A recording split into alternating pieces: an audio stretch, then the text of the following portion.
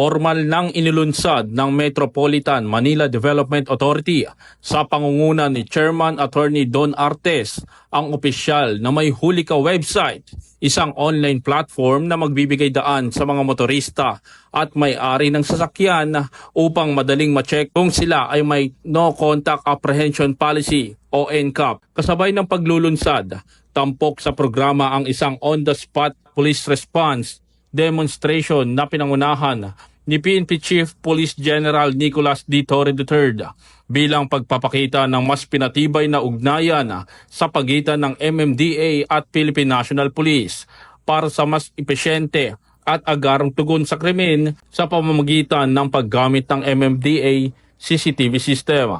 Bilang bahagi ng pinalakas na koordinasyon, inanunsyo ni Police General Torre na magkakaroon ng police personnel na may radyo na itatalaga sa MMDA Monitoring Center upang mas mabilis na maiparating sa pulisya ang mga insidenteng nangangailangan ng agarang aksyon.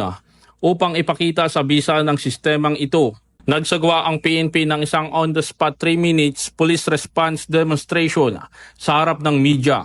Hinamon ni Police General Torre ang press ng pumili ng lokasyon sa loob ng Quezon City at agad niyang niradyo ang pinakamalapit na pulis sa nasabing lugar. Sa loob lamang ng 3 minuto, matagumpay na nakapagresponde ang itinalagang pulis, patunay ng kahandaan ng PNP sa paggamit ng teknolohiya para sa mabilis na serbisyo publiko.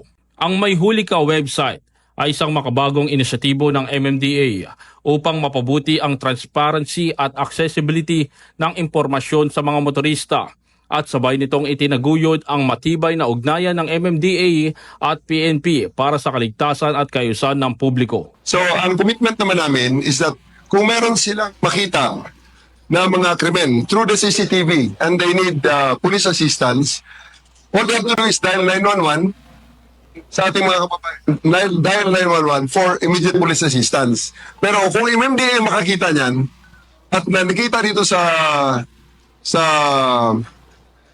mga facilities like CCTV camera sa MMDA, hindi na kaya tumawag 911 kasi maglalagay na kami rito ng police na may radyo na naka-connect diretso sa ating command center. So diretso dispatch na.